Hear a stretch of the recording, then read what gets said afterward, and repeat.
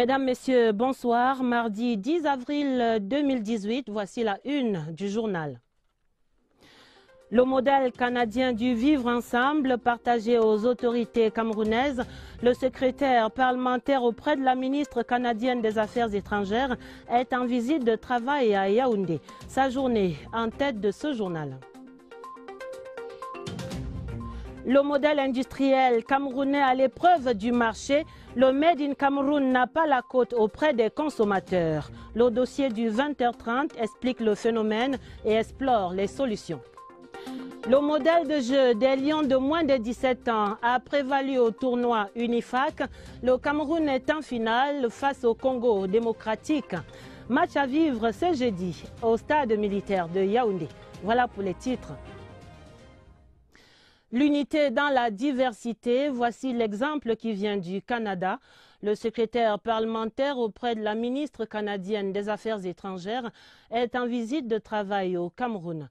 Matt de Courcey est venu partager le modèle canadien du vivre ensemble avec les autorités camerounaises.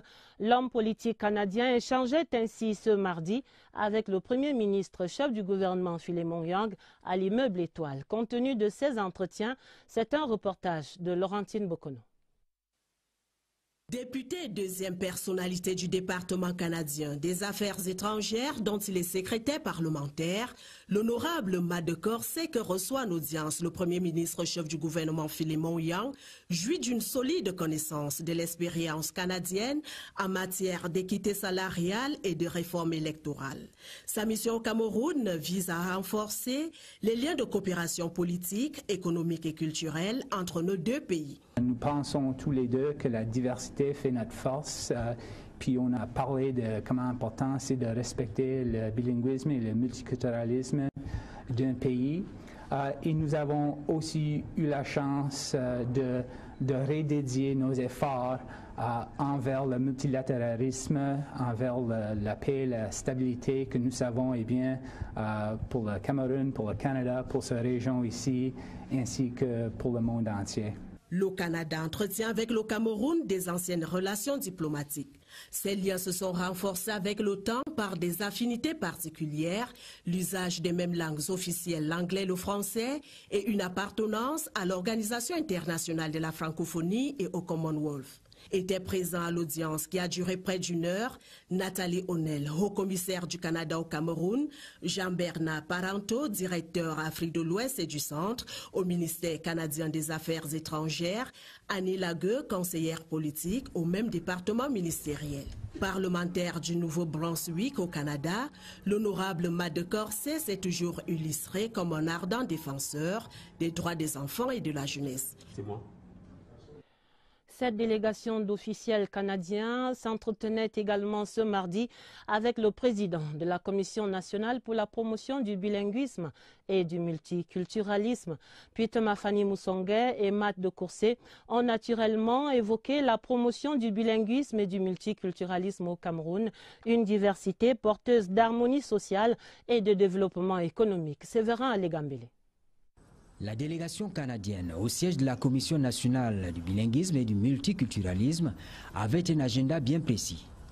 Connaître les missions de la Commission, comprendre les sources des conflits au Cameroun, notamment dans le nord-ouest et le sud-ouest, identifier les solutions possibles et voir le rôle de la Commission dans la promotion de l'usage égalitaire des langues officielles. Ces sujets ont été discutés pendant l'audience qui s'est déroulée dans le cabinet de Peter Mafani Musonge, entouré de ses proches collaborateurs. La présence dans la délégation canadienne du directeur des relations bilatérales entre le Canada, l'Afrique centrale et l'Afrique de l'Ouest portait en elle l'indication que la question de la coopération entre les deux pays était à l'ordre du jour. Deux pays qui entretiennent des relations établies amicales reposant sur le développement économique, la promotion des valeurs de la démocratie, du respect des droits de l'homme et de la gouvernance. Le haut-commissaire de Grande-Bretagne mobilise déjà l'opinion autour du prochain sommet du Commonwealth. Son Excellence Roman James Laxton était ainsi à Kribi dans le département de l'Océan pour des échanges baptisés Commonwealth Day Big Lunch. Découvrons cela avec Freddy Melingui à Kribi. Le Commonwealth Day Big Lunch est une occasion de familiariser le grand public autour d'un déjeuner ouvert aux objectifs, principes et réalisations du club des gentlemen. Cette année, et à quelques jours du sommet des chefs d'État et de gouvernement, prévu à Londres, le haut-commissaire de Grande-Bretagne au Cameroun, Roman James Laxton, a choisi Kribi en raison de son ouverture au monde par l'océan Atlantique et le port autonome de la cité balnéaire. Au cours de ce rendez-vous d'une meilleure connaissance du public avec le Commonwealth, où l'on a retrouvé les élèves aux côtés des autorités, les universitaires avec les commerçants, les transporteurs par moto-taxi et communicateurs de Kribi, le haut-commissaire Roman James Laxton a félicité le président de la République pour les solutions apportées à la crise dans les régions du Nord-Ouest et du Sud-Ouest et aussi la lutte contre le terrorisme. Le Lunch Day de Kribi aura permis à la fin de renforcer les échanges pour stimuler le commerce et l'investissement, mais également maximiser les opportunités offertes par le Commonwealth, promouvoir la démocratie, les libertés fondamentales et la bonne gouvernance. Des valeurs que le Cameroun et le Commonwealth ont en partage. Parlons à présent du tour des régions du ministre de l'administration territoriale et la suite. Paul Latangandji est depuis hier dans la région du littoral à Douala. Au menu de cette deuxième journée de la séance de travail là-bas, concertation avec les autorités administratives, puis des entretiens avec les chefs traditionnels Sawa et les autorités du Ngondo avec un message fort, l'appel pour la candidature du chef de l'État à la prochaine présidentielle. L'envoyé spécial à Douala, Oswald Modon. Cette étape dans le littoral est à l'image des autres régions. Ici aussi, le nouveau patron de l'administration territoriale est venu faire un état des lieux de la vie sociopolitique de l'une des régions potentielles plurielles. Et sur ce plan, Paul Latangandji peut être rassuré. Il était question de faire une évaluation sur la situation sécuritaire en discutant avec le gouverneur, les préfets, son état-major et les forces de maintien de l'ordre. Nous avons discuté pendant longtemps avec le gouverneur. Il nous a dressé le bilan de la situation de sa région. Je peux vous dire qu'il y a un calme relatif, je dirais même le calme total. Et puis les activités économiques se déroulent normalement et en toute sérénité. Inscrit dans l'air du temps, la décision du MINAT de fermer provisoirement les armureries est convoquée. On avait des défis sécuritaires à relever, dont il était question, sur très haute instruction du chef de l'État, de mettre de l'ordre dans le secteur. Donc les décisions qui ont été prises sont de nature à ramener le camp, parce que si les armes, les munitions ne sont pas contrôlées, vous êtes d'accord avec moi que la vie des paisibles citoyens sont en danger. Dans ce concerto de son de cloche, celui des dignitaires Sawa est clair et précis. Le peuple de l'eau a déjà le regard vers l'horizon. Ce n'est pas au moment où nous avons des troubles à l'extrême nord, des perturbations dans nos deux régions sœurs du Cameroun, que nous allons aller en aventure. Des gens sages ne fonctionnent pas comme ça. C'est pour ça que nous avons pensé que, plus que par le passé, il faudrait que ce monsieur, qui fait preuve de beaucoup de pondération, même dans ses décisions, il tourne la langue plusieurs fois comme on le fait au niveau de la sagesse, eh bien il faut lui donner encore la chance de nous accompagner. Voilà les motivations fondamentales de notre déclaration. Les maires et les mototaximens sont invités à la table du MINAT. En jeu, le meilleur contrôle de l'une des activités phares du moment pour un partenariat efficace. Une série de concertations avec des leaders de différents plans permet au MINAT de voir le littoral tel que le perçoivent ces acteurs de la société civile, pour mieux s'en approprier les différents paramètres. Le secrétaire d'État à la Défense chargé de la gendarmerie également sur le terrain. Après sa prise effective de commandement hier lundi, Galax Etoga effectuait donc ce mardi la visite de ses services basés à Yaoundé. Il s'est notamment imprégné du contexte opérationnel de ses collaborateurs qui œuvrent dans la capitale. Les 5 étapes de ce tour du propriétaire racontées ici par Philippe Roger Sama. 5 heures d'horloge, c'est le temps qu'a duré cette visite de service par Galax Etoga. Un tour du propriétaire en 5 étapes, dont le premier arrêt a été la première région de gendarmerie. Ici, la présentation par son commandant, le général de brigade Ousseini Djibo, a donné au nouveau patron de la gendarmerie nationale les réalités opérationnelles de cette unité de commandement qui couvre les régions du centre, de l'Est et du Sud et qui a la lourde responsabilité de sécuriser 4 zones frontalières. Les 4 autres étapes, le groupement d'escadron mobile numéro 1 en face du lycée général Leclerc, le commandement de la Légion de gendarmerie du centre et le groupement territorial de gendarmerie du Fundi au quartier du Lac, ou encore la compagnie de gendarmerie de Yaoundé 2e et le poste de gendarmerie des Bombes en Siméon 3 ont satisfait les préoccupations du nouveau CED sur les capacités de ses troupes, sur leurs conditions de travail et sur les moyens disponibles, aussi bien en quantité qu'en qualité. À chacune de ces étapes, les échanges entre Galar Setoga et la base ont porté sur leur mission, sur les difficultés et doléances et la visite des locaux. Le secrétaire d'État à la Défense en charge de la gendarmerie a écouté d'une oreille attentive et observé en sage coin et recoin comme pour faire comprendre que dans ce secteur sensible, la compétence passe par la maîtrise du terrain.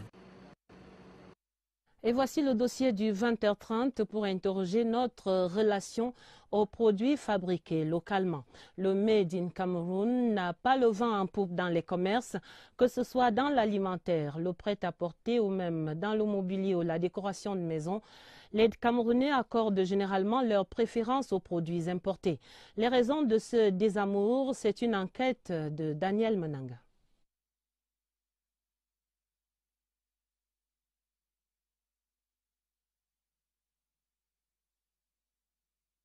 Et rassure. Je choisis ça parce que ça me galvanise. Et quand je prends une tasse, je passe ma journée en forme. Je peux conduire toute une journée. Et pourtant, notre thé et notre café localement produits sont un délice. Quand un Camerounais arrive et dit « Madame, je voudrais le café du Cameroun, je veux offrir à un expatrié, mais je ne connais pas ». Produits de première nécessité, boissons, friandises et autres, il faut chercher au bas des rayons de supermarchés au Cameroun pour voir s'exposer la marque Cameroun. Quand j'achète un produit, c'est parce que j'ai vu la publicité et je me dis que c'est plus meilleur, quoi. Nous consommons importé. Effet de mode ou crise d'identité, les causes sont multiples. La société de consommation camerounaise est une société qui souffre d'une carence en fierté patriotique. Et cela est principalement dû à l'orientation qui est donnée à la politique économique. Et d'autre part, il y a ce qu'on peut appeler le snobisme, qui est une réalité culturelle, une survivance de la mentalité coloniale. Mais il y en a qui ne sont pas dupes du manège qui se trame. Nos gars ont déjà des idées et ils veulent juste qu'on les appuie dans le gouvernement. Nous sommes interpellés par les reportages que nous voyons sur certaines chaînes sur tout ce qu'ils mettent comme produits chimiques, ces produits importés. Ce frémissement patriotique dans la société de consommation s'observe peu à peu dans les secteurs de l'habillement ou de la musique. Les modèles ne s'importent plus de l'Occident, mais de l'Afrique de l'Ouest, par exemple. Un retour progressif aux racines africaines, puis camerounaises. Il faut soutenir le mouvement. Les produits Made in Cameroun subissent en tout cas les affres de la concurrence face aux produits de contrebande, par exemple, et parfois à la piètre qualité même du label Cameroun. La survie de cette industrie camerounaise embryonnaire réside donc dans la promotion aussi de la compétitivité de la production locale. Eugène B explore ici les voies de l'éclosion du Made in Cameroun. Dans certains magasins et grandes surfaces de la capitale, des produits Made in Cameroun affichent fière allure. Aujourd'hui, plus qu'hier, leur attractivité est certaine. On a deux types de produits. Il y a des produits, on va dire, manufacturés et il y a des produits locaux qui sortent directement des plantations. Et ça, il s'agit généralement des produits vivriers. Les produits camerounais sont très bien représentés dans nos supermarchés. Tout dépend du profil du client. Effectivement, il y en a qui ont un penchant avéré pour les produits importés pour question d'habitude. Il y a ceux qui préfèrent les produits locaux parce qu'ils y sont habitués. Je vais prendre le cas des huiles, par exemple. Les huiles importées n'ont pas la cote à côté des huiles locales. Ça dépend du pouvoir d'achat de chaque consommateur. Malgré le mutisme des responsables des douanes camerounaises, tout semble indiquer que le renforcement des mesures de lutte contre la contrebande par cette administration a notoirement joué un rôle important dans la protection de l'industrie locale. Dans ce combat, la mission de l'Agence des normes et de la qualité est appréciable.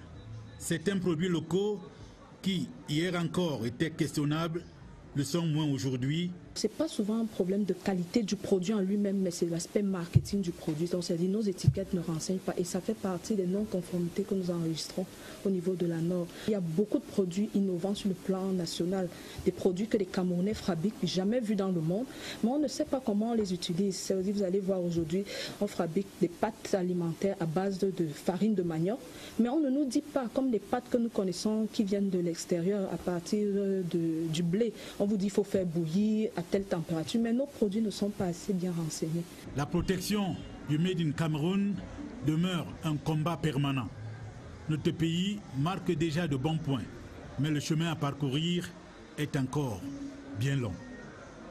Des compétences dans le marketing donc, mais il faut aussi le protectionnisme économique. Tout cela s'impose et il faudra bien reconnaître que consommateurs et producteurs camerounais n'ont guère le choix. Il faut à tout prix encourager la jeune industrie locale en tant que puissant levier de la croissance économique. Rodrigue Bertrand Tueno, le regard. À la base de la massification et de la commercialisation des biens et services fabriqués au Cameroun se trouve inévitablement la production. Cette dernière consiste à transformer les facteurs de production que sont les matières premières, les produits intermédiaires, la main-d'œuvre, l'énergie, pour ne citer que cela, en nouveaux produits. Ce faisant, l'impact sur la croissance économique coule de source à travers les intrants consommés, les emplois créés, les taxes payées, les dividendes redistribués aux actionnaires des entreprises, les remboursements des crédits bancaires contractés et autres réinvestissements. Le cas de la filière coton, du temps de sa flamboyance, en est une parfaite illustration. La Sodecoton, en faisant passer la production de coton-graines de 100 000 tonnes au début des années 80 à 250 000 tonnes vers les années 90, avec à la clé l'augmentation de la production d'huile végétale, généra 30 milliards de francs CFA de marge de production pour les cotonculteurs de la partie septentrionale sur une décennie, redistribua 10 milliards de dividendes à ses actionnaires et paya 74 milliards de francs CFA d'impôts et de taxes selon les statistiques de la Banque mondiale. Un exemple qui montre bien la nécessité pour le pays de redorer le blason du Made in Cameroun.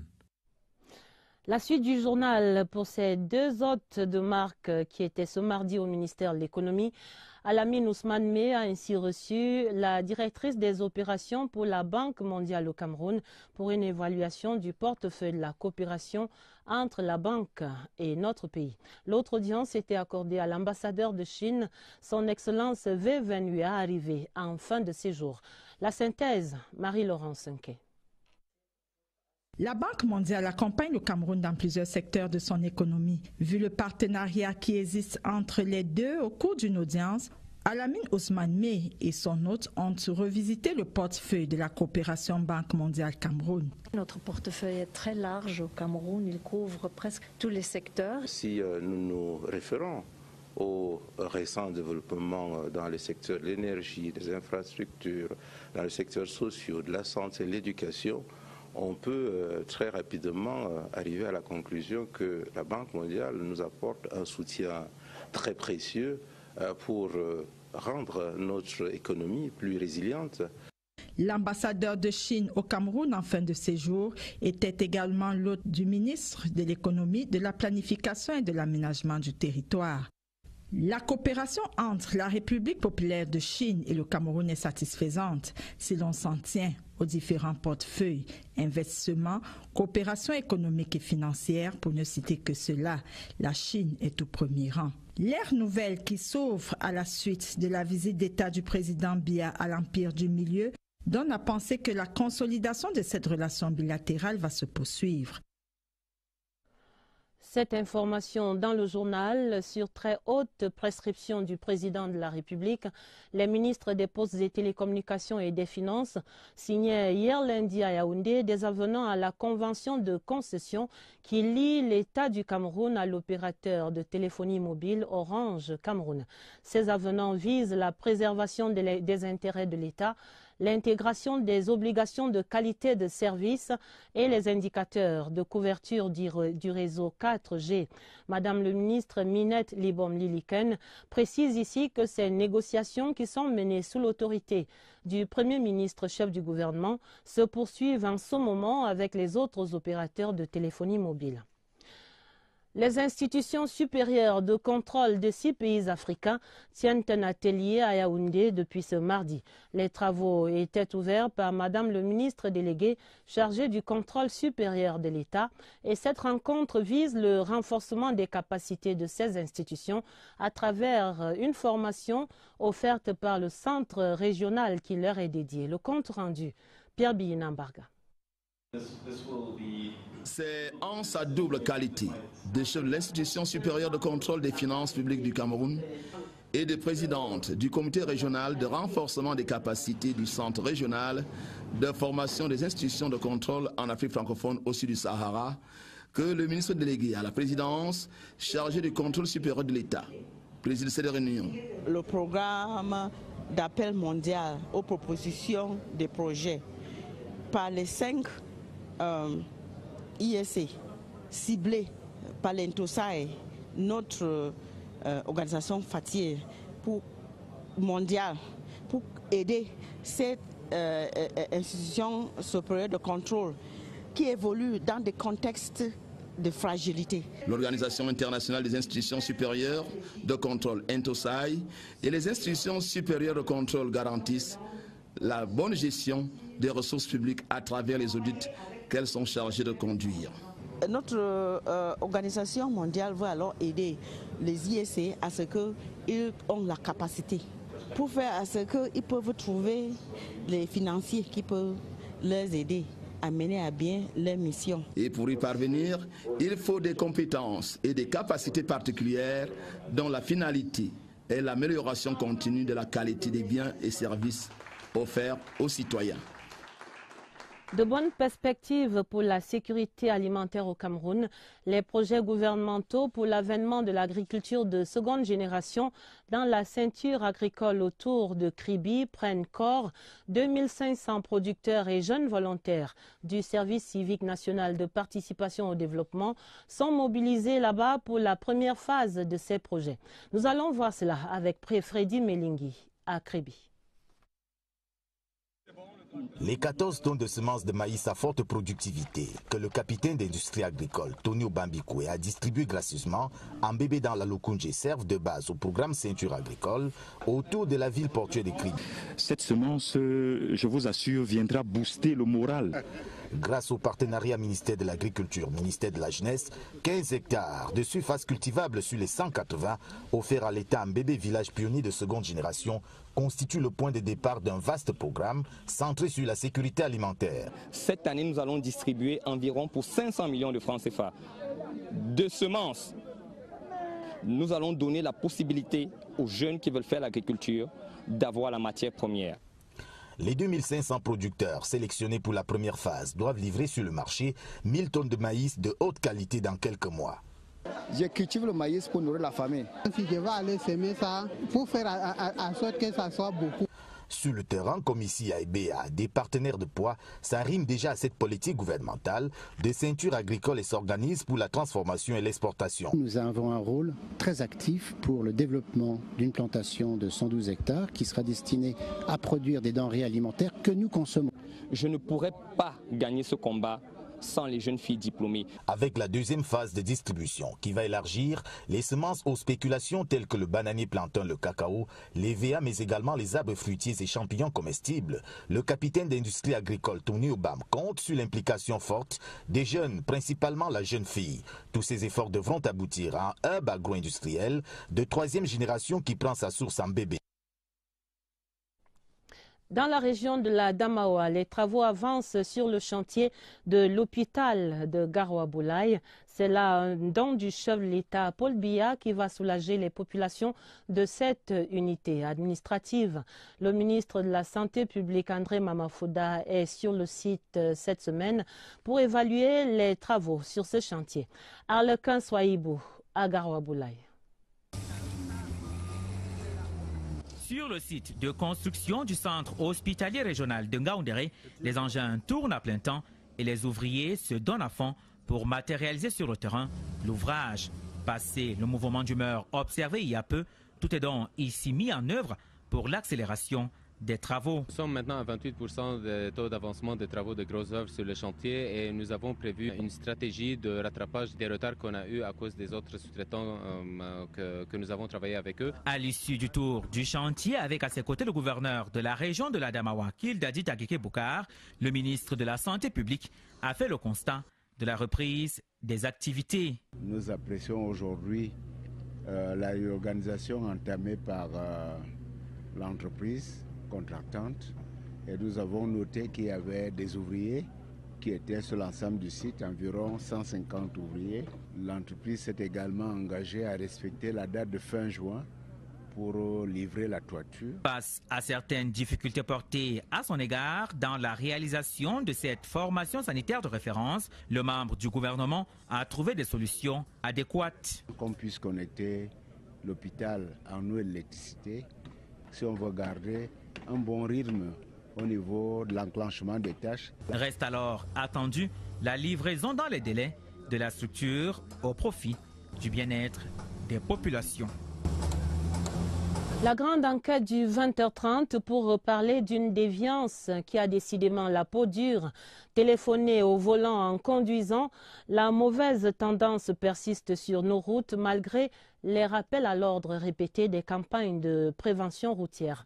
La phase répressive est maintenant annoncée par le ministère des Transports et à la Gendarmerie nationale avec à la clé contravention et retrait du permis de conduire. Des désagréments pourtant évitables. Irène Njanafouda. Des conducteurs en ligne dans les artères de la cité capitale. Ça saute à l'œil. De nombreux automobilistes, happés par le virus de l'anxiété des ratages, conduisent d'une main et se servent de l'autre pour recevoir un coup de fil ou manipuler le clavier de leur téléphone sans gêne. Une manœuvre dangereuse due à une fraction de seconde d'inattention. 70% des accidents de circulation sur nos axes routiers sont à l'origine de mauvais comportements de différents conducteurs. Quand vous avez téléphone au volant, votre capacité de réagir en face d'un obstacle devant vous est réduite de plus de 70%. Le téléphone au volant est une infraction encadrée par le code de CEMAC et passible de sanctions. On décerne une contravention de 4e classe qui est payable au trésor public, qui est de 25 000 francs CFA. Oui, et ça peut arriver jusqu'à la suspension du permis de conduire. Ceux qui sont conscients du danger qu'ils courent en utilisant le téléphone en pleine circulation ont mis toutes les chances de leur côté en installant le kit main libre pour échapper à la répression. Et comme le marché de l'automobile est en pleine mutation, les concessionnaires adaptent au modèle récent des alternatives technologiques capables de transformer le tableau de bord en un standard sans détourner l'attention du conducteur. La plus plausible des alternatives à l'heure actuelle, c'est celle du partage de la connexion entre votre téléphone portable et votre véhicule par le système Bluetooth. Quand portable et votre véhicule par le système Bluetooth. Quand on vous appelle, le numéro s'affiche à bord de votre véhicule, comme l'écran de votre téléphone. Vous pouvez accepter ou refuser, ça dépend. Et maintenant, vous pouvez aussi composer un numéro de téléphone à partir du tableau de bord du véhicule. Quand vous êtes connecté au Bluetooth dans la voiture, tout le monde suit, parce que ça fait dans une enseigne acoustique. Si vous avez votre dame dans la voiture et que c'est une fille qui a décidé de vous créer des problèmes, bien sûr que et votre dame et vos enfants seront au courant de toute votre vie secrète. Ces véhicules recommandés à l'ère des TIC ne sont pas à la portée de toutes les bouches. Le téléphone au volant fait encore de la résistance, mais la police qui veille au grain siffle de temps en temps la fin de la récréation à un coin de rue. Dans ce domaine du digital, voici CRTV Web, le MAG. C'est un magazine digital donc hebdomadaire d'information produit par la division des nouveaux médias de la CRTV. CRTV Web, le MAG se veut un support de reliance entre le personnel et la hiérarchie, orienté également vers les différents publics de la CRTV. Voici la présentation de Barbara Pajama. Différent de la radio et la télévision connues jusqu'ici par le grand public, CRTV Web d'abord, et maintenant CRTV Web le MAG, confirme l'arrimage de la chaîne nationale aux nouveaux médias. Avec cet autre visage, la CRTV relève le défi du multifonctionnel dans le domaine. Notre site web, www.crtv.cm, notre page Facebook qui est très visitée, et puis notre page Twitter, mais on s'est dit oui, ça c'est des plateformes classiques. Mais qu'est-ce qu'on offre comme produit à nos publics susceptibles de nous permettre d'avoir un meilleur référencement, mais aussi de rentabiliser nos plateformes, pourquoi pas. On s'est dit on créera un magazine numérique.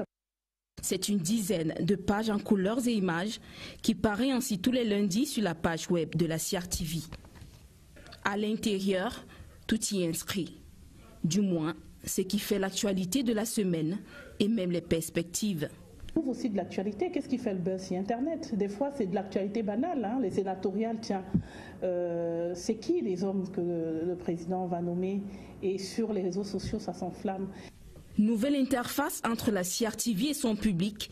Il a été pensé par le top management pour se rapprocher du personnel CRTV d'une part, et d'une autre part, conquérir un nouveau public, celui du virtuel. Même si on a la télé qui reste un média fort, et même si on a la radio, il reste quand même que c'est sur les plateformes numériques que cela se joue. Comme une autre façon de zapper à partir d'un téléphone, d'une tablette ou d'un ordinateur, les followers peuvent y suivre une autre manière d'informer de la CRTV. La page internationale pour parler de la visite du roi du Maroc à Paris, Mohamed VI, et le président français Emmanuel Macron, qui vont certainement évoquer entre autres sujets le plan d'autonomie présenté par le Maroc pour le Sahara occidental. L'actualité africaine, c'est également au Nigeria. Le président Muhammadu Buhari, candidat à la candidature pour la prochaine présidentielle, c'est en février 2019 et il a annoncé son intention de briguer un second mandat. La synthèse de Séverin Alegambele. Au Nigeria, le président Muhammadu Buhari a effectivement annoncé son intention d'obtenir l'investiture de son parti en vue du scrutin présidentiel de février 2019. Il faut dire que les gouverneurs de plusieurs États nigérians le pressaient d'y aller. L'opposition voit d'un mauvais œil cette intention, estimant que le président Buhari n'est pas à la hauteur de la tâche. La tâche se prolonge pour les autorités centrafricaines. L'opération de désarmement et d'arrestation des groupes armés du PK5 à Bangui se poursuit. Les forces de défense et de sécurité intérieure et la mission onusienne dans ce pays sont toujours aux trousses de ceux qui ont ciblé une base de la MINUSCA dans le 4e arrondissement, non loin de la présidence de la République à Bangui. Selon le porte-parole de l'ONU, 2 bases des groupes d'autodéfense au PK5 auraient été neutralisées, des armes et de la drogue saisies. En Afrique de l'Ouest, peut-être un début de solution aux relations particulièrement tendues ces derniers temps entre le RDR et le PDCI en Côte d'Ivoire. Le chef de l'État, Alassane Ouattara, et le président du PDCI, Henri Konan Bédié, se sont rencontrés ce mardi à Abidjan. La nature des relations entre les deux alliés met en cause l'avenir de l'alliance entre ces deux formations politiques ivoiriennes au sein d'un parti unifié et la question de l'alternance en 2020. En Syrie, le ton monte d'un cran entre la Russie et les Occidentaux suite à l'attaque présumée chimique à Douma dans la banlieue de Damas, une attaque qui a fait des centaines de blessés. La France et les États-Unis laissent planer la possibilité de frappes punitives contre le régime syrien.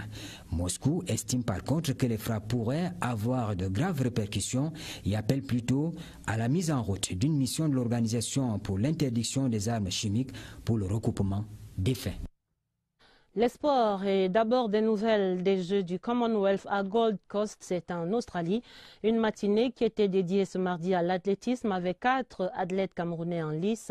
Pour l'instant, Marcel Mayak II est assuré de disputer la finale du saut en longueur, messieurs, et Irène Bell-Bonon est qualifiée pour les demi-finales du 200 mètres. Mais la nouvelle qui fait le buzz, c'est bien la disparition de 5 de nos athlètes là-bas à Gold Coast. Voici les nouvelles avec Charlie Mérinos-Liatou, l'envoyé spécial de la CRTV. Un public de charme pour relever la beauté du Carrara Stadium de Gold Coast. Ce mardi, l'athlétisme était à l'honneur avec au moins 4 Camerounais sur les starting blocks. En réalisant un bond de 7,84 m, Marcel Mayak 2 se qualifie in extremis pour la finale du saut en longueur. Je venais ici là pour battre mon personal best directement dès la phase des qualifs, mais ça n'a pas été ça. Et là, j'ai quand même pu me qualifier. Je pense que lors de la finale, je vais donner le meilleur de moi et que ça va sortir.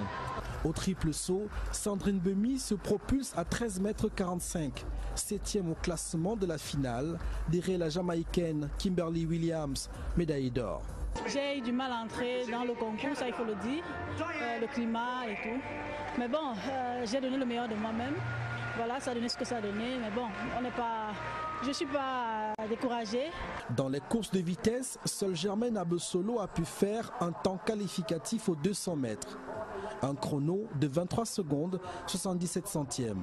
Une journée aussi mémorable pour les badistes camerounais qui s'invitent pour la toute première fois aux Jeux du Commonwealth. Chez les simples messieurs et les simples dames, l'aventure ne durera pas plus que l'étape des préliminaires. La boxe a complété cette journée marathon avec les combats de Christelle Ndian, 57 kg, et Arsène Fokou, plus de 91 kg, tous éliminés de la compétition.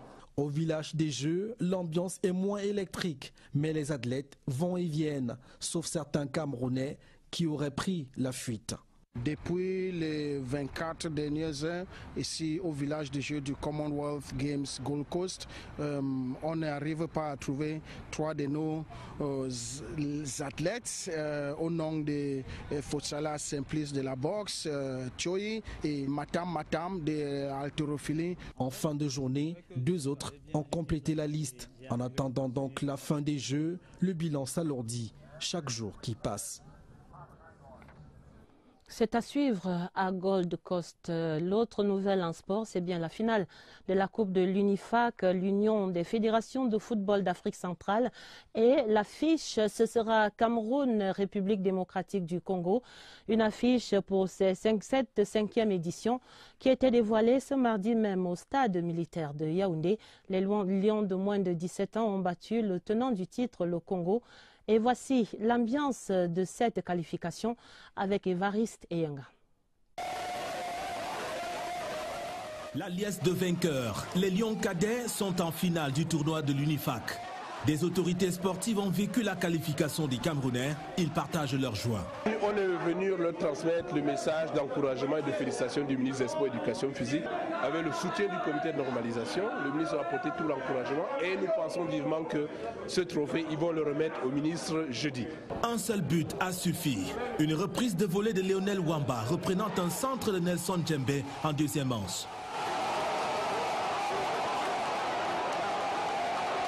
Ça se fait en une fraction de seconde. Je me suis dit, bah, je me jette, fin aux pistes de volée, centré, je suis heureux. Lionel Wamba passe à côté de l'occasion du doublé sur cette frappe à la conclusion d'une action personnelle. Comme lui, Nelson Djembe, parti sur le flanc gauche, va heurter le gardien Bemba. Malgré l'aisance technique des Diables Rouges du Congo, version cadette, les Lionceaux des moins de 17 ans s'imposent en battant le tenant du titre, 1-0. Nous sommes très heureux, très contents. Chose dite, chose faite. Maintenant, on attend que la finale pour prouver tout ce qu'on a fait tout au long de nos stages. Même comme c'est un stage qui n'a pas mis long. Le public a honoré en masse le rendez-vous. Les joueurs en redemandent. Le Cameroun croise la République démocratique du Congo, vainqueur du Tchad, dans l'autre demi-finale par 2-0. La finale est prévue ce jeudi à 15h30 au stade militaire. La liesse pour achever ce 20h30. L'essentiel à retenir, c'est le modèle canadien du vivre ensemble partagé aux autorités camerounaises cette semaine. Le secrétaire parlementaire auprès de la ministre canadienne des Affaires étrangères est en visite de travail à Yaoundé. Matt de Courcey s'entretenait ce mardi avec le Premier ministre Philémon Yang, entre autres. Le modèle industriel camerounais à l'épreuve du marché, le Made in Cameroun n'a pas la cote auprès des consommateurs. Le dossier du 20h30 envisageait comme solution travailler la qualité et le marketing. Et puis le modèle de jeu des Lions de moins de 17 ans aura prévalu au tournoi Unifac. Le Cameroun est donc en finale. Ce sera face au Congo démocratique, jeudi, ici même à Yaoundé. La fin du 20h30 préparée avec la collaboration de Agnès Solange à Bessolo. Vous aurez d'autres informations sur cette antenne à minuit en compagnie de Nicole Doudou et de Baldwin Sama. Mais immédiatement sur cette antenne, retrouvez la reprise de votre émission de débat. C'est politique. Aimé Robert Biyina revient après la trêve des élections sénatoriales pour évoquer avec ses invités la grande attente de la nomination des 30 sénateurs par le chef de l'État.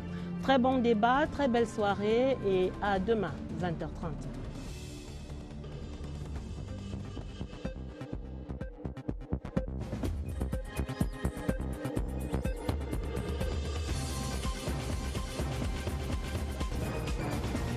Des capacités de ces institutions à travers une formation offerte par le centre régional qui leur est dédié. Le compte rendu, Pierre Biyina-Mbarga. C'est en sa double qualité de chef de l'institution supérieure de contrôle des finances publiques du Cameroun et de présidente du comité régional de renforcement des capacités du centre régional de formation des institutions de contrôle en Afrique francophone au sud du Sahara que le ministre délégué à la présidence, chargé du contrôle supérieur de l'État, préside cette réunion. Le programme d'appel mondial aux propositions des projets par les 5 ISC ciblés par l'Intosai, notre organisation FATIR mondiale, pour aider cette institution supérieure de contrôle qui évolue dans des contextes de fragilité. L'Organisation internationale des institutions supérieures de contrôle Intosai et les institutions supérieures de contrôle garantissent la bonne gestion des ressources publiques à travers les audits qu'elles sont chargées de conduire. Notre organisation mondiale va alors aider les ISC à ce qu'ils ont la capacité pour faire à ce qu'ils peuvent trouver les financiers qui peuvent les aider à mener à bien leur mission. Et pour y parvenir, il faut des compétences et des capacités particulières dont la finalité est l'amélioration continue de la qualité des biens et services offerts aux citoyens. De bonnes perspectives pour la sécurité alimentaire au Cameroun. Les projets gouvernementaux pour l'avènement de l'agriculture de seconde génération dans la ceinture agricole autour de Kribi prennent corps. 2500 producteurs et jeunes volontaires du service civique national de participation au développement sont mobilisés là-bas pour la première phase de ces projets. Nous allons voir cela avec Freddy Melingui à Kribi. Les 14 tonnes de semences de maïs à forte productivité que le capitaine d'industrie agricole, Tony Obambikwe, a distribué gracieusement en bébé dans la Lokunje servent de base au programme Ceinture agricole autour de la ville portuaire de Kribi. Cette semence, je vous assure, viendra booster le moral. Grâce au partenariat ministère de l'Agriculture, ministère de la Jeunesse, 15 hectares de surface cultivable sur les 180 offerts à l'État en bébé village pionnier de seconde génération constitue le point de départ d'un vaste programme centré sur la sécurité alimentaire. Cette année, nous allons distribuer environ pour 500 millions de francs CFA de semences. Nous allons donner la possibilité aux jeunes qui veulent faire l'agriculture d'avoir la matière première. Les 2500 producteurs sélectionnés pour la première phase doivent livrer sur le marché 1000 tonnes de maïs de haute qualité dans quelques mois. Je cultive le maïs pour nourrir la famille. Si je vais aller semer ça, pour faire en sorte que ça soit beaucoup. Sur le terrain, comme ici à EBA, des partenaires de poids s'arriment déjà à cette politique gouvernementale de ceinture agricole et s'organisent pour la transformation et l'exportation. Nous avons un rôle très actif pour le développement d'une plantation de 112 hectares qui sera destinée à produire des denrées alimentaires que nous consommons. Je ne pourrais pas gagner ce combat sans les jeunes filles diplômées. Avec la deuxième phase de distribution qui va élargir les semences aux spéculations telles que le bananier plantain, le cacao, les VA mais également les arbres fruitiers et champignons comestibles, le capitaine d'industrie agricole Tony Obam compte sur l'implication forte des jeunes, principalement la jeune fille. Tous ces efforts devront aboutir à un hub agro-industriel de troisième génération qui prend sa source en bébé.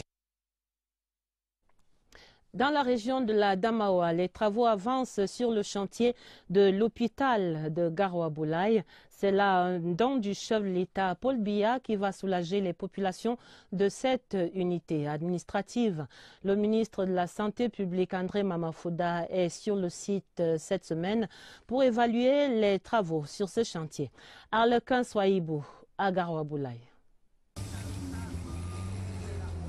Sur le site de construction du centre hospitalier régional de Ngaoundéré, les engins tournent à plein temps et les ouvriers se donnent à fond pour matérialiser sur le terrain l'ouvrage. Passé le mouvement d'humeur observé il y a peu, tout est donc ici mis en œuvre pour l'accélération des travaux. Nous sommes maintenant à 28% de taux d'avancement des travaux de grosses œuvres sur le chantier et nous avons prévu une stratégie de rattrapage des retards qu'on a eu à cause des autres sous-traitants que nous avons travaillé avec eux. À l'issue du tour du chantier, avec à ses côtés le gouverneur de la région de la Damawa, Kildadi Agike Boukar, le ministre de la Santé publique a fait le constat de la reprise des activités. Nous apprécions aujourd'hui la réorganisation entamée par l'entreprise contractante et nous avons noté.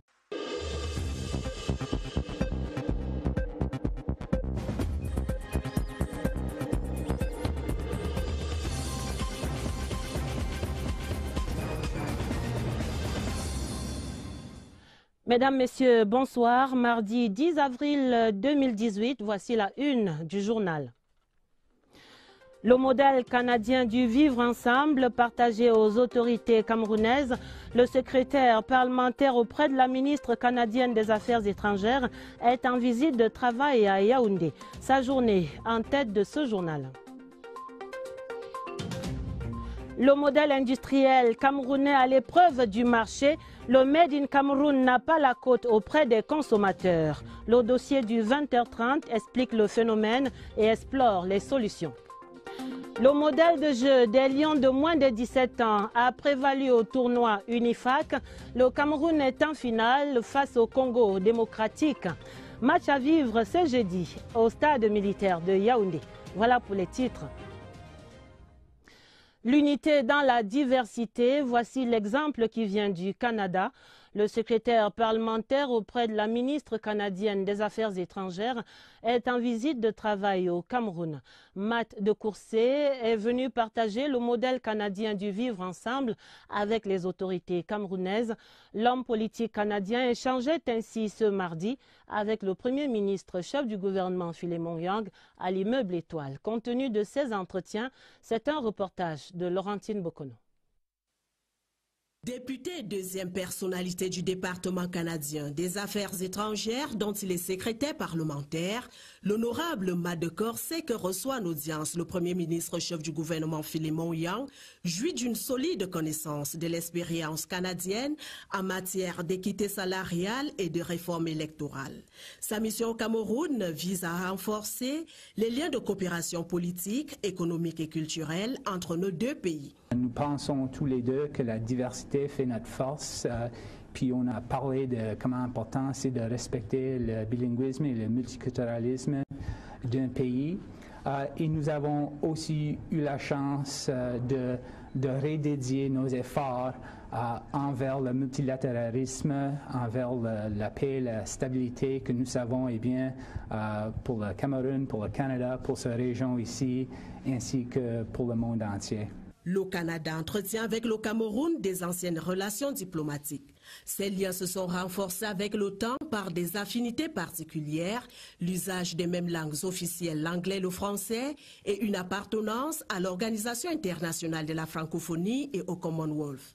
Étaient présents à l'audience qui a duré près d'une heure Nathalie O'Neill, haut-commissaire du Canada au Cameroun, Jean-Bernard Parenteau, directeur Afrique de l'Ouest et du Centre au ministère canadien des Affaires étrangères, Annie Lagueux, conseillère politique au même département ministériel. Parlementaire du Nouveau-Brunswick au Canada, l'honorable Mad Corset s'est toujours illustré comme un ardent défenseur des droits des enfants et de la jeunesse. C'est moi. Cette délégation d'officiels canadiens s'entretenait également ce mardi avec le président de la Commission nationale pour la promotion du bilinguisme et du multiculturalisme. Peter Mafani Musonge et Matt de Courcey ont naturellement évoqué la promotion du bilinguisme et du multiculturalisme au Cameroun, une diversité porteuse d'harmonie sociale et de développement économique. Séverin Alégambélé. La délégation canadienne au siège de la Commission nationale du bilinguisme et du multiculturalisme avait un agenda bien précis. Connaître les missions de la Commission, comprendre les sources des conflits au Cameroun, notamment dans le nord-ouest et le sud-ouest, identifier les solutions possibles et voir le rôle de la Commission dans la promotion de l'usage égalitaire des langues officielles. Ces sujets ont été discutés pendant l'audience qui s'est déroulée dans le cabinet de Peter Mafani Musonge, entouré de ses proches collaborateurs. La présence dans la délégation canadienne du directeur des relations bilatérales entre le Canada, l'Afrique centrale et l'Afrique de l'Ouest portait en elle l'indication que la question de la coopération entre les deux pays était à l'ordre du jour. Deux pays qui entretiennent des relations établies amicales reposant sur le développement économique, la promotion des valeurs de la démocratie, du respect des droits de l'homme et de la gouvernance. Le haut-commissaire de Grande-Bretagne mobilise déjà l'opinion autour du prochain sommet du Commonwealth. Son Excellence Roman James Laxton était ainsi à Kribi dans le département de l'Océan pour des échanges baptisés Commonwealth Day Big Lunch. Découvrons cela avec Freddy Melingui à Kribi. Le Commonwealth Day Big Lunch est une occasion de familiariser le grand public autour d'un déjeuner ouvert aux objectifs, principes et réalisations du club des gentlemen. Cette année, et à quelques jours du sommet des chefs d'État et de gouvernement, prévu à Londres, le haut-commissaire de Grande-Bretagne au Cameroun, Roman James Laxton, a choisi Kribi en raison de son ouverture au monde par l'océan Atlantique et le port autonome de la cité balnéaire. Au cours de ces rendez-vous d'une meilleure connaissance du public avec le Commonwealth, où l'on a retrouvé les élèves aux côtés des autorités, les universitaires avec les commerçants, les transporteurs par moto-taxi et communicateurs de Kribi, le haut-commissaire Roman James Laxton a félicité le président de la République pour les solutions apportées à la crise dans les régions du nord-ouest et du sud-ouest et aussi la lutte contre le terrorisme. Le Lunch Day de Kribi aura permis à la fin de renforcer les échanges pour stimuler le commerce et l'investissement, mais également maximiser les opportunités offertes par le Commonwealth, promouvoir la démocratie, les libertés fondamentales et la bonne gouvernance. Des valeurs que le Cameroun et le Commonwealth ont en partage. Parlons à présent du tour des régions du ministre de l'administration territoriale et la suite. Paul Latangandji est depuis hier dans la région du littoral à Douala. Au menu de cette deuxième journée de la séance de travail là-bas, concertation avec les autorités administratives, puis des entretiens avec les chefs traditionnels Sawa et les autorités du Ngondo avec un message fort, l'appel pour la candidature du chef de l'État à la prochaine présidentielle. L'envoyé spécial à Douala, Oswald Modon. Cette étape dans le littoral est à l'image des autres régions. Ici aussi, le nouveau patron de l'administration territoriale est venu faire un état des lieux de la vie sociopolitique de l'une des régions potentielles plurielles. Et sur ce plan, Paul Latangandji peut être rassuré. Il était question de faire une évaluation sur la situation sécuritaire en discutant avec le gouverneur, les préfets, son état-major et les forces de maintien de l'ordre. Nous avons discuté pendant longtemps avec le gouverneur. Il nous a dressé le bilan de la situation de sa région. Je peux vous dire qu'il y a un calme relatif, je dirais même le calme total. Et puis les activités économiques se déroulent normalement et en toute sérénité. Inscrit dans l'air du temps, la décision du MINAD de fermer provisoirement les armureries est convoquée. On avait des défis sécuritaires à relever, dont il était question, sur très haute instruction du chef de l'État, de mettre de l'ordre dans le secteur. Donc les décisions qui ont été prises sont de nature à ramener le camp, parce que si les armes, les munitions ne sont pas contrôlées, vous êtes d'accord avec moi que la vie des paisibles citoyens sont en danger. Dans ce concerto de son de cloche, celui des dignitaires Sawa est clair et précis. Le peuple de l'eau a déjà le regard vers l'horizon. Ce n'est pas au moment où nous avons des troubles à l'extrême nord, des perturbations dans nos deux régions sœurs du Cameroun, que nous allons aller en aventure. Les gens sages ne fonctionnent pas comme ça. C'est pour ça que nous avons pensé que, plus que par le passé, il faudrait que ce monsieur, qui fait preuve de beaucoup de pondération, même dans ses décisions, il tourne la langue plusieurs fois comme on le fait au niveau de la sagesse, eh bien il faut lui donner encore la chance de nous accompagner. Voilà les motivations fondamentales de notre déclaration. Les maires et les mototaximens sont invités à la table du MINAT. En jeu, le meilleur contrôle de l'une des activités phares du moment pour un partenariat efficace. Une série de concertations avec des leaders de différents plans permet au MINAT de voir le littoral tel que le perçoivent ces acteurs de la société civile, pour mieux s'en approprier les différents paramètres. Le secrétaire d'État à la Défense chargé de la gendarmerie également sur le terrain.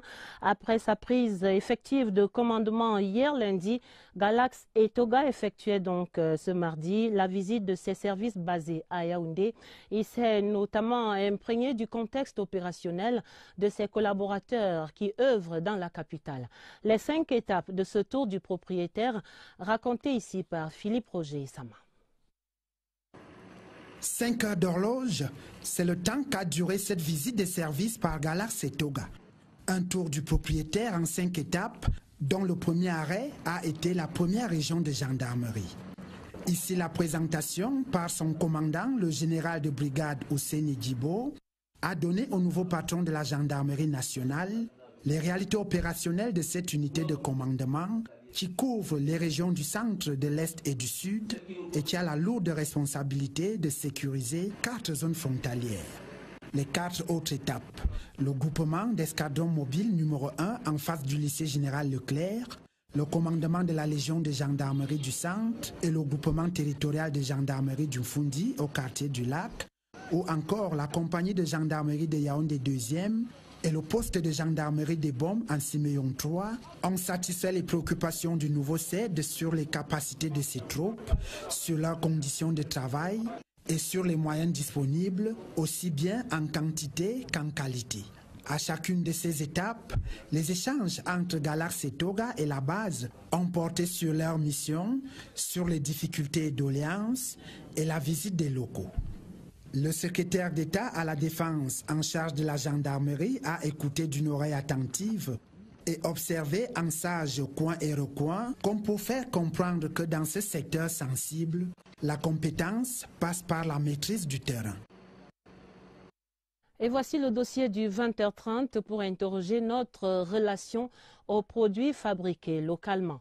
Le Made in Cameroun n'a pas le vent en poupe dans les commerces, que ce soit dans l'alimentaire, le prêt-à-porter ou même dans le mobilier ou la décoration de maison. Les Camerounais accordent généralement leur préférence aux produits importés. Les raisons de ce désamour, c'est une enquête de Daniel Menanga.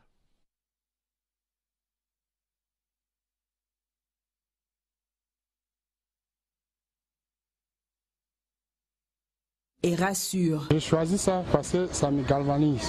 Et quand je prends une tasse, je passe ma journée en forme. Je peux conduire toute une journée. Et pourtant, notre thé et notre café localement produits sont un délice. Quand un Camerounais arrive et dit « Madame, je voudrais le café du Cameroun, je veux offrir un expatrié, mais je ne connais pas ».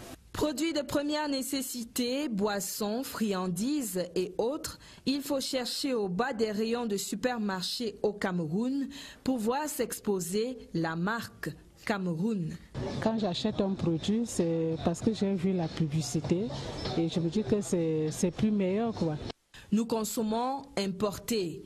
Effet de mode ou crise d'identité, les causes sont multiples. La société de consommation camerounaise est une société qui souffre d'une carence en fierté patriotique. Et cela est principalement dû à l'orientation qui est donnée à la politique économique. Et d'autre part, il y a ce qu'on peut appeler le snobisme, qui est une réalité culturelle, une survivance de la mentalité coloniale. Mais il y en a qui ne sont pas dupes du manège qui se trame. Nos gars ont déjà des idées et ils veulent juste qu'on les appuie dans le gouvernement.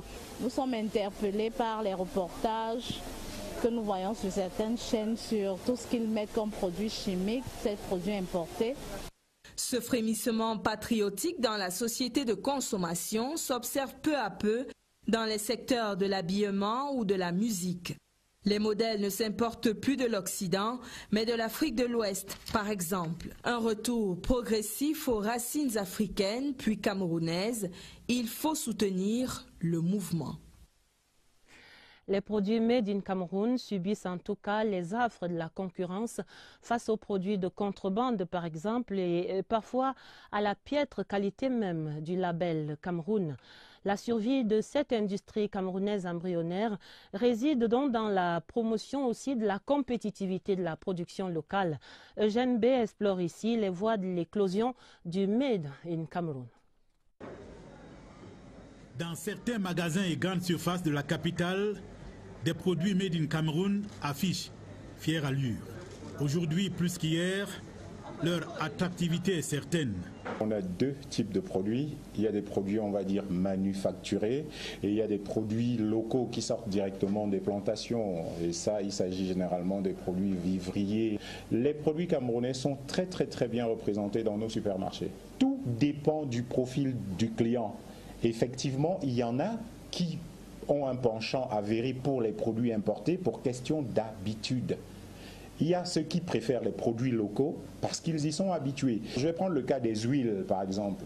Les huiles importées n'ont pas la cote à côté des huiles locales. Ça dépend du pouvoir d'achat de chaque consommateur.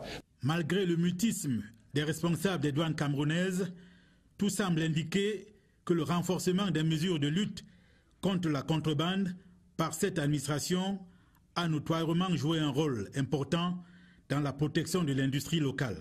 Dans ce combat, la mission de l'Agence des normes et de la qualité est appréciable.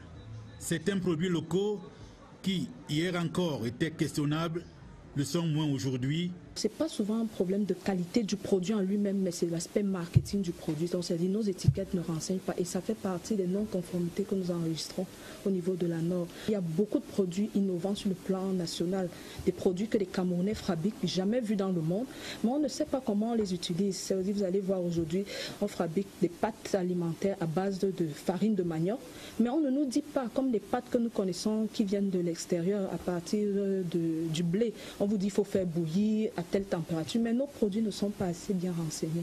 La protection du Made in Cameroun demeure un combat permanent. Notre pays marque déjà de bons points, mais le chemin à parcourir est encore bien long. Des compétences dans le marketing donc, mais il faut aussi le protectionnisme économique. Tout cela s'impose et il faudra bien reconnaître que consommateurs et producteurs camerounais n'ont guère le choix.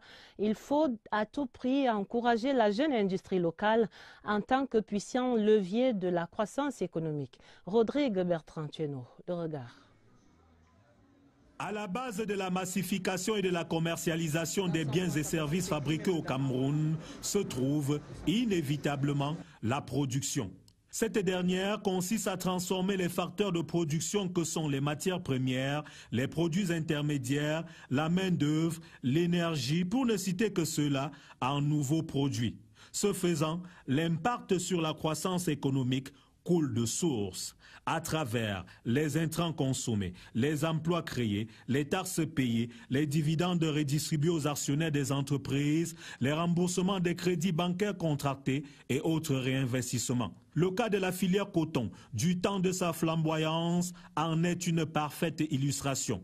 La Sodecoton, en faisant passer la production de coton-graines de 100 000 tonnes au début des années 80 à 250 000 tonnes vers les années 90, avec à la clé l'augmentation de la production d'huile végétale, généra 30 milliards de francs CFA de marge de production pour les cotonculteurs de la partie septentrionale sur une décennie, redistribua 10 milliards de dividendes à ses actionnaires et paya 74 milliards de francs CFA d'impôts et de taxes selon les statistiques de la Banque mondiale. Un exemple qui montre bien la nécessité pour le pays de redorer le blason du Made in Cameroun. La suite du journal pour ces deux hôtes de marque qui étaient ce mardi au ministère de l'économie. Alamine Ousmane Meh a ainsi reçu la directrice des opérations pour la Banque mondiale au Cameroun pour une évaluation du portefeuille de la coopération entre la banque et notre pays. L'autre audience était accordée à l'ambassadeur de Chine, son Excellence Wei Wenhui, arrivé en fin de séjour. La synthèse, Marie-Laurence Nké.